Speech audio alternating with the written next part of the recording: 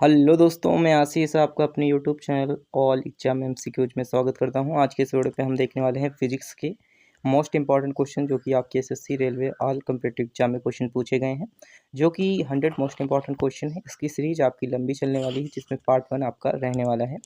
तो आइए हम लोग देखते हैं यहाँ पर 100 तक के क्वेश्चन। देखिए, अगर आप चैनल पर नए हैं तो चैनल को सब्सक्राइब करते चलिएगा और अपने दोस्तों के साथ शेयर भी करते चलिएगा।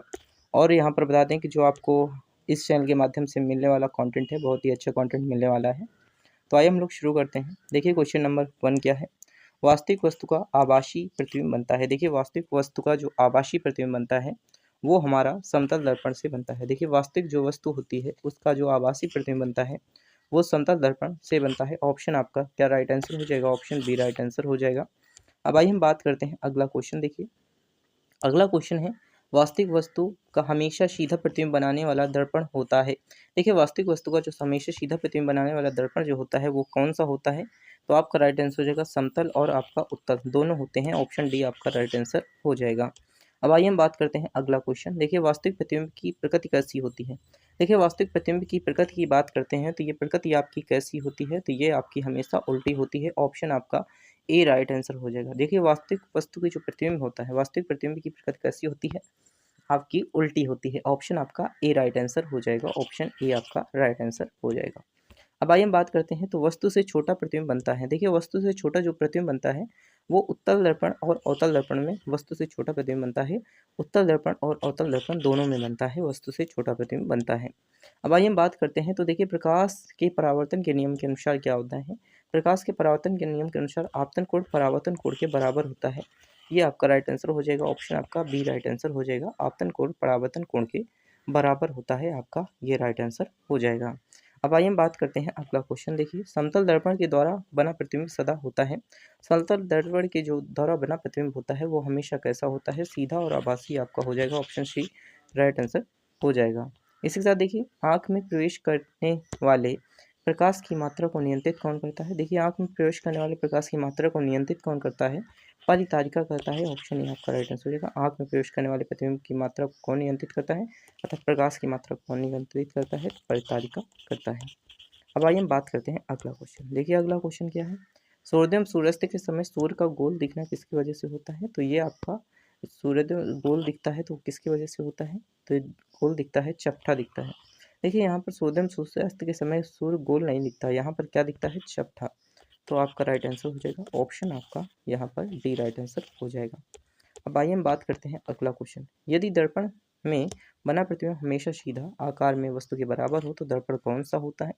देखिए, यदि दर्पण में बना प्रतिबिंब हमेशा सीधा आकार में वस्तु के बराबर है तो दर्पण आपका समतल हो जाएगा। ऑप्शन आपका सी राइट आंसर हो जाएगा। समतल आपका राइट आंसर हो जाएगा।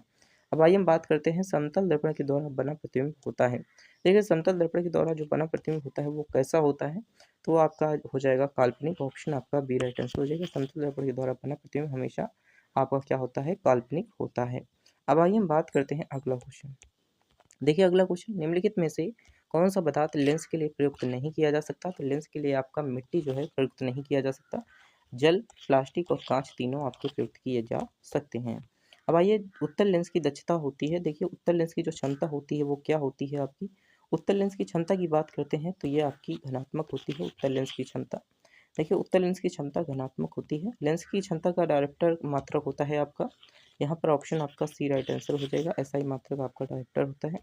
अब आइए हम बात करते हैं अगला क्वेश्चन। देखिए, बाल्टी पानी में भरी बाल्टी की गहराई कम दिखती है, इसका क्या कारण होता है? तो इसका कारण होता है अपवर्तन। ऑप्शन बी आपका राइट आंसर हो जाएगा। ना कि पूरा आंतरिक परावर्तन आपका राइट आंसर नहीं होगा, आपका अपवर्तन राइट आंसर हो जाएगा। अब आइए, पानी में डाली हुई जो कि पानी में डाली हुई छड़ी टेढ़ी दिखती है, इसका कारण होता है परावर्तन, अपवर्तन, परावर्तन और अपवर्तन, इनमें से कोई नहीं।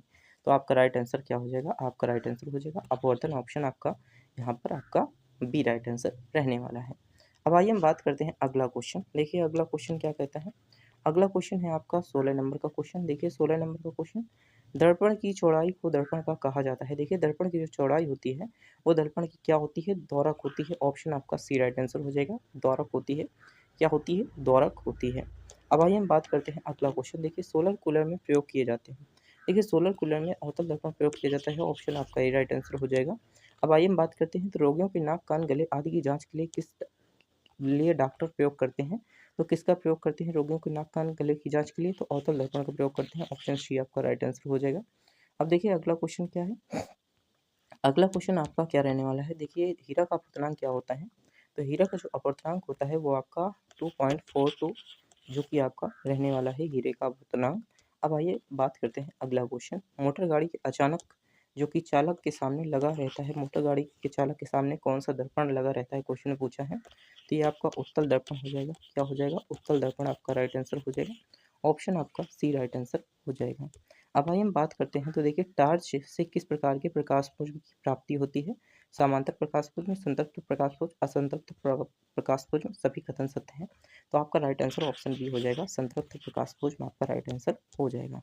अब आइए हम बात करते हैं, तो देखिए सामान्य नेत्र की रेटिना पर बनने वाला, सामान्य नेत्र की रेटिना पर बनने वाला प्रतिबिंब कैसा होता है? तो आपका राइट आंसर हो जाएगा वास्तविक और उल्टा होता है। कैसा होता है? वास्तविक और उल्टा होता है। आपका राइट आंसर क्या हो जाएगा? वास्तविक और उल्टा। ऑप्शन सी राइट आंसर हो जाएगा। अब आइए हम बात करते हैं अगला क्वेश्चन क्या रहने वाला है आपका। अगला क्वेश्चन बहुत ही इंपॉर्टेंट रहने वाला है। अब आइए हम बात करते हैं, तो लेंस जो कि नेत्र लेंस में संयोजित की क्रिया होती है।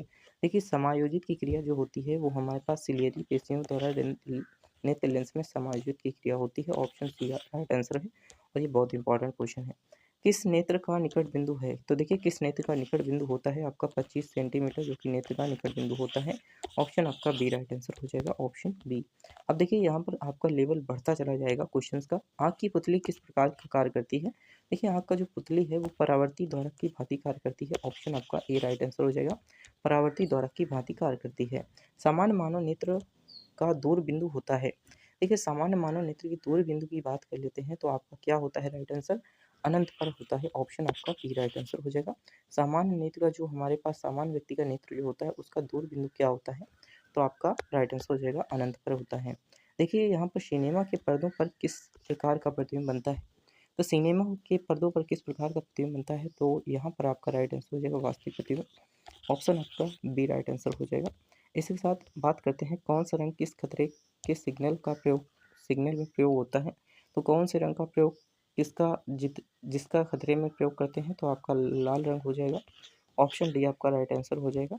अब आइए हम बात कर लेते हैं, तो किलोवाट घंटा का मात्रक क्या होता है? आपका किलोवाट घंटा का जो मात्रक होता है ऊर्जा का मात्रक होता है। इसी के साथ आइए बात करते हैं, विद्युत बल्ब का फिलामेंट होता है, तो ये आपका टंगस्टन का होता है। बहुत ही बार क्वेश्चन पूछा गया है। ऑप्शन सी आपका राइट आंसर रहने वाला है। बहुत ही बार ये क्वेश्चन पूछा भी गया है। अब आइए हम बात करते हैं अगला क्वेश्चन। देखिए अगला क्वेश्चन क्या कहता है। अगला क्वेश्चन है प्रतिरोधकता का मात्रक क्या होता है? देखिए प्रतिरोधकता का जो मात्रक होता है वो क्या होता है आपका यहाँ पर रहने वाला है। प्रतिरोधकता का मात्रक क्या होता है? तो यहाँ पर आपका प्रतिरोधकता का मात्रक ओम यहाँ पर होता है, ओम मीटर। प्रतिरोधकता का मात्रक क्या होता है? ओम मीटर होता है। अब आइए हम बात करते हैं अगला क्वेश्चन। देखिए अगला क्वेश्चन क्या कहता है। अगला क्वेश्चन आपका यहाँ पर है 32 नंबर का क्वेश्चन है। देखिए विद्युत धारा उत्पन्न करने की युक्ति को कहते हैं, विद्युत धारा जो उत्पन्न करती है वो जनित्र कहलाती है। ऑप्शन आपका सी राइट आंसर हो जाएगा, जनित्र आपका राइट आंसर हो जाएगा। अब आइए हम बात करते हैं अगला क्वेश्चन। निकट दृष्टि दोष वाला व्यक्ति के चश्मे में कौन सा जो लेंस होता है वो लगा रहता है? तो आपका अवतल लेंस लगा रहता है। ऑप्शन आपका बी राइट आंसर हो जाएगा। अब आइए हम बात करते हैं अगला क्वेश्चन। देखिए दीर्घ दृष्टि दोष वाले व्यक्ति के जो चश्मे में है वो कौन सा लेंस लगा रहता है? तो उत्तल। देखिए दूर मतलब दूर, दो, उत्तल मतलब दो, निकट मतलब निकट, मतलब अवतल मतलब चार। इस तरीके से आपका हो जाएगा। इसी के साथ आइए बात करते हैं अगला क्वेश्चन। देखिए तेज प्रकाश की पुतली का आकार कैसा हो सकता है? तेज प्रकाश की पुतली का आकार हमेशा जब तेज प्रकाश आता है तो आपकी पुतली मूंद जाती है। तो आपका पुतली का आकार कैसा होता है? तो यहाँ पर आपका छोटा हो जाएगा। तेज प्रकाश पर पुतली का आकार कैसा होता है? छोटा होता है।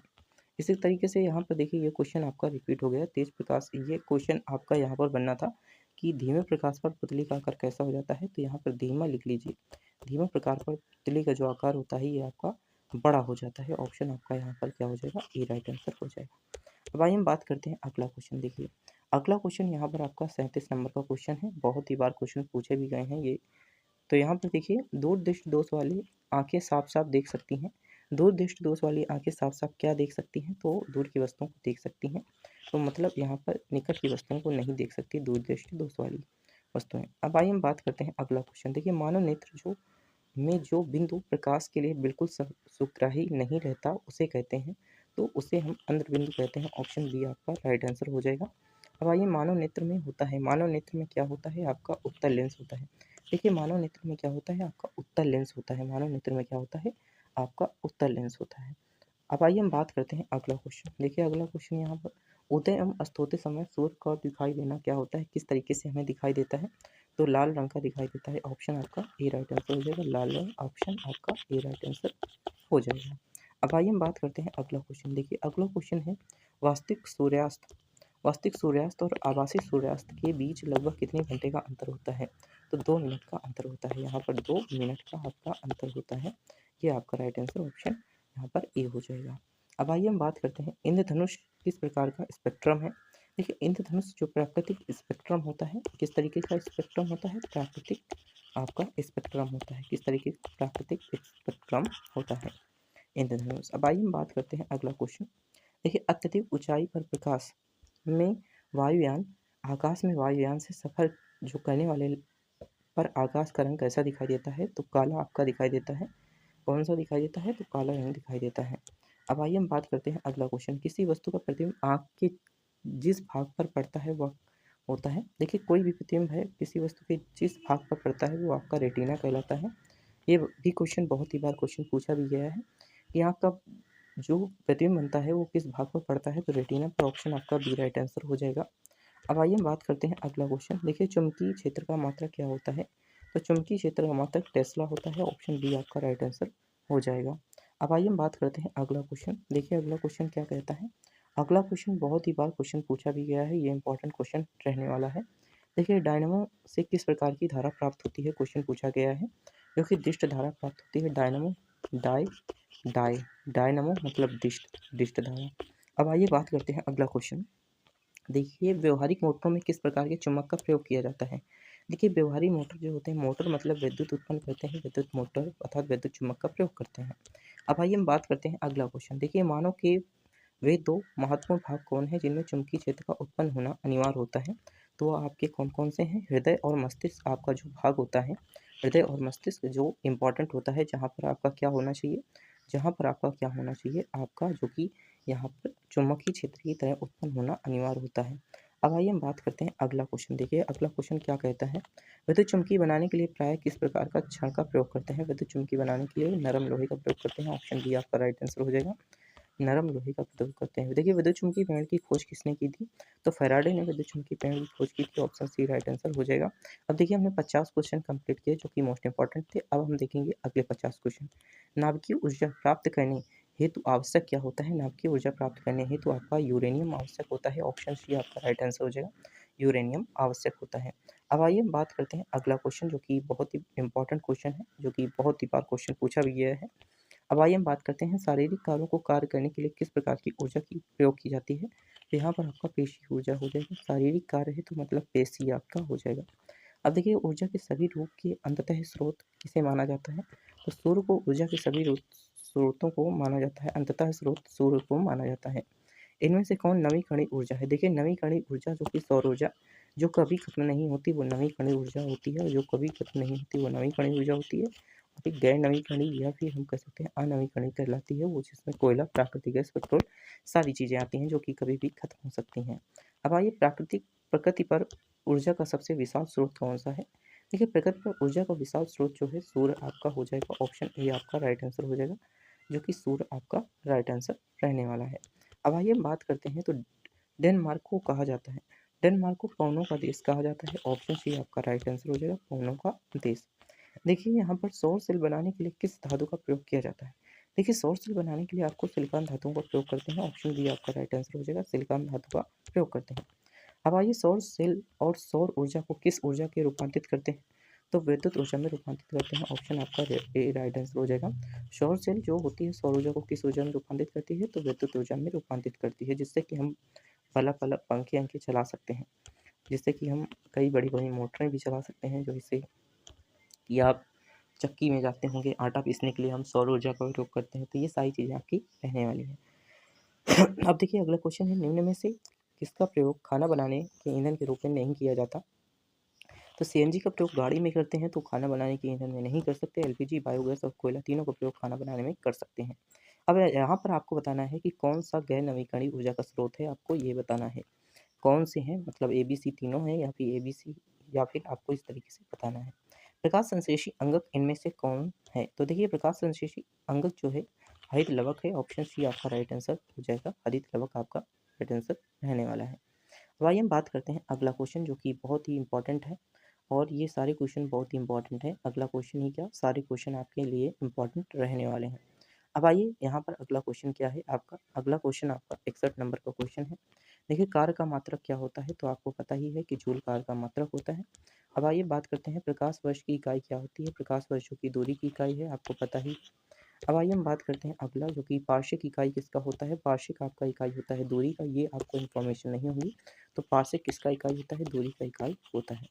अब आइए हम बात करते हैं अगला क्वेश्चन। देखिए अगला क्वेश्चन क्या कहता है, अगला क्वेश्चन है निम्नलिखित में से समय कौन सा जो कि मात्रक नहीं है। निम्नलिखित में से समय का कौन सा मात्रक नहीं है। देखिए प्रकाश वर्ष, अधिवर्ष, चंद्रमा, इनमें से कोई नहीं। तो आपको प्रकाश वर्ष जो कि समय का मात्रक नहीं है, दूरी का मात्रक आपका हो जाएगा। इस तरीके से आपसे क्वेश्चन पूछे जाते हैं। अब आइए हम बात करते हैं अगला क्वेश्चन, जो कि बहुत ही बार पूछा भी गया है, इंपॉर्टेंट भी है, जो कि सारे क्वेश्चन इंपॉर्टेंट है जैसा कि हमने बताया। अब आइए बात करते हैं दाब का मात्रक क्या होता है। देखिए दाब का मात्रक आपका यहाँ पर पास्कल होता है। आइए बात करते हैं ज्योति तीव्रता किसका मात्रक होता है। ज्योति तीव्रता का मात्रक कैंडेला होता है, जो कि आपको पता ही है। ऑप्शन बी आपका राइट आंसर हो जाएगा। देखिए मात्रकों की अंतर्राष्ट्रीय पद्धति कब लागू की गई। मात्रकों की जो अंतर्राष्ट्रीय पद्धति है वो 1971 में लागू की गई। आपका ऑप्शन बी राइट आंसर हो जाएगा, 1971 में लागू की गई। अब आइए बात करते हैं अगला क्वेश्चन। देखिए अगला क्वेश्चन क्या है, खाद्य ऊर्जा को हम किस इकाई में माप सकते हैं। खाद्य ऊर्जा को हम यहाँ पर कैलोरी में माप सकते हैं। ऑप्शन बी आपका राइट आंसर हो जाएगा, कैलोरी में माप सकते हैं। अब आइए हम बात करते हैं अगला क्वेश्चन। देखिए अगला क्वेश्चन, विद्युत मात्रा की इकाई क्या है। विद्युत मात्रा की इकाई एम्पियर है, आपका राइट आंसर ऑप्शन सी हो जाएगा। एसआई पद्धति में लेंस की शक्ति का इकाई क्या होता है, आपका डायरेक्टर, ऑप्शन सी आपका राइट आंसर हो जाएगा। अब आइए हम बात करते हैं अगला क्वेश्चन, एम्पियर का क्या मापने की इकाई है। तो एम्पियर जो कि करंट मापने की इकाई है। अब आइए हम बात करते हैं जो कि विद्युत को मापने की इकाई है। अब आइए अगला क्वेश्चन क्या है, निम्नलिखित में से कौन सा वेक्टर मात्रक है। वेक्टर मात्रा है, तो आपका बल जो है वेक्टर क्वांटिटी है। आपका ऊर्जा, तापमान और चाल, ये तीनों आपके जो कि वेक्टर क्वांटिटी नहीं है। अब आइए हम बात करते हैं, तो यहाँ पर निम्नलिखित में से कौन एक सदिश राशि नहीं है। तो कौन सी एक सदिश राशि नहीं है, आपसे क्वेश्चन पूछा गया है, तो आपको बताना होगा द्रव्यमान। ऑप्शन आपका सी राइट आंसर हो जाएगा, कि द्रव्यमान सदिश राशि नहीं है। अब आइए बात करते हैं, तो अदिश राशि है। अदिश राशि कौन सी है, तो आपको बताना होगा अदिश राशि जो कि ऊर्जा आपकी अदिश राशि है। ऑप्शन आपका यहाँ पर क्या हो जाएगा, आपका यहाँ पर बी राइट आंसर हो जाएगा। अब आइए हम बात करते हैं अगला क्वेश्चन, निम्नलिखित में से कौन सा एक सदिश राशि है। तो सदिश राशि जो कि संवेग, जो कि द्रव्यमान इंटू वेग के गुणनफल को संवेग कहते हैं, तो आपका यही एक सदिश राशि है। अब आइए बात करते हैं अगला क्वेश्चन। देखिए अगला क्वेश्चन क्या कहता है, जो कि बहुत ही इंपॉर्टेंट क्वेश्चन है, कई सारे एग्जाम्स में पूछा गया है। पदार्थ के संवेग और वेग के अनुपात जो कि कौन सी भौतिक राशि प्राप्त की जा सकती है, तो आपको बताना होगा। तो ऑप्शन आपका यहाँ पर बी राइट आंसर हो जाएगा, ऑप्शन बी द्रव्यमान आपका राइट आंसर हो जाएगा। अब आइए, तो ये रॉकेट किस सिद्धांत पर कार्य करता है। देखिए रॉकेट जो है आपका संवेग संरक्षण के सिद्धांत पर काम करता है। ऑप्शन आपका सी राइट आंसर हो जाएगा, संवेग संरक्षण के सिद्धांत पर आपका कार्य करता है। तो आइए हम बात करते हैं अगला क्वेश्चन। देखिए गुरुत्वाकर्षण के सार्वभौमिक नियम का प्रतिपादन किसने किया था, तो आपका न्यूटन ने किया था। ऑप्शन आपका बी राइट आंसर हो जाएगा। अब आइए हम बात करते हैं अगला क्वेश्चन। देखिए पास्कल की इकाई क्या है। प्रेशर जो कि पास्कल की इकाई है, जो कि दाब जो कि आपकी पास्कल की इकाई है। अब आइए हम बात करते हैं अगला क्वेश्चन, क्यूसेक से क्या मापा जाता है। देखिए क्यूसेक से जो आपका प्रेशर मापा जाता है, आपका क्यूसेक से सॉरी जल का बहाव नापा जाता है। क्यूसेक से क्या मापा जाता है, जल का बहाव, अर्थात जल का बहाव, फ्लो ऑफ वाटर को मापा जाता है। निम्नलिखित में से कौन अधिक प्रत्यास्थ है। क्वेश्चन में पूछा है कि निम्नलिखित में से कौन अधिक प्रत्यास्थ है। क्वेश्चन में पूछा है कि आपका निम्नलिखित में से कौन सा अधिक प्रत्यास्थ रहने वाला है। तो आपको यहाँ पर क्या बताना है कि मोस्ट इलास्टिक कौन सा है। तो आपको यहाँ पर स्टील को बताना है कि सबसे अधिक प्रत्यास्थ है, जो कि स्टील है। ऑप्शन बी राइट आंसर हो जाएगा। इसके साथ आइए बात करते हैं, वह कौन सा बल है, वह कौन सा बल है जिसके कारण पिंड धरती के केंद्र को अपनी ओर खींचा चला जाता है, तो ग्रेविटी कहलाती है, अर्थात गुरुत्वाकर्षण आपका सी राइट आंसर हो जाएगा। अब आइए बात करते हैं, तो पृथ्वी के गुरुत्वाकर्षण का कितना भाग चंद्रमा के गुरुत्वाकर्षण से सबसे नज़दीक है। तो यह आपका 1/6 हो जाएगा, ऑप्शन 1/6 आपका राइट आंसर हो जाएगा। अब आइए हम बात करते हैं अगला क्वेश्चन, जो कि बहुत इंपॉर्टेंट क्वेश्चन है। ये भी सारे एग्जाम में क्वेश्चन पूछे भी गए हैं। आर्किमिडीज का नियम निम्नलिखित में से किसने संबंधित है? तो आर्किमिडीज का जो नियम है आपका किससे संबंधित है? तो प्लावन के नियम से संबंधित है। ऑप्शन सी आपका राइट आंसर होगा, लॉ ऑफ फ्लोटेशन।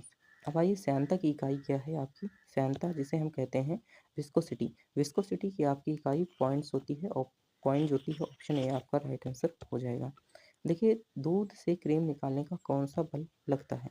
देखिए दूध से जो क्रीम निकालते हैं वो आपका सेंट्रीफ्यूगल फोर्स लगता है, जिसे हम क्या कहते हैं? अपकेंद्री बल कहते हैं। सेंट्रीफ्यूगल फोर्स जिसे हम अपकेंद्री बल कहते हैं। Option C. चाबी भरी जो कि घड़ी में कौन सी ऊर्जा होती है?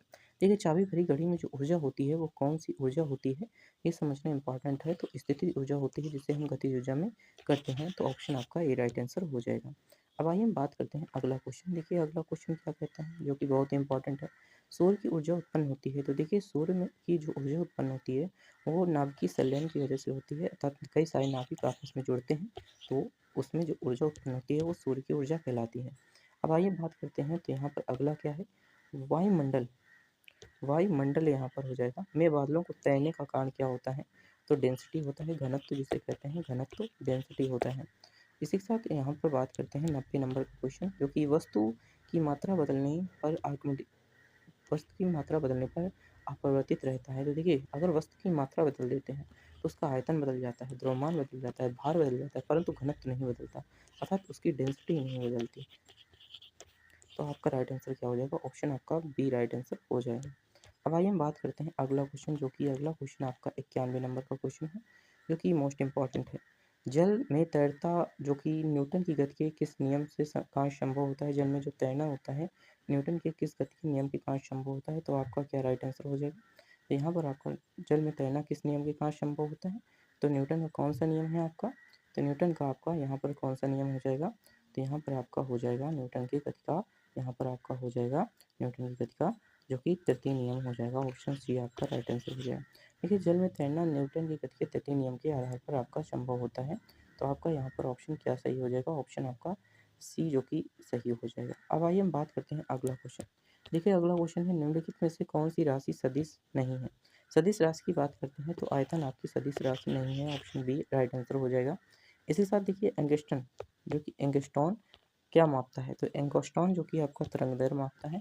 तो यहाँ पर वन जो कि आपका यहाँ पर एंगस्ट्रॉन होता है आपका जो कि तरंगदैर्घ्य मापने का कार्य करता है।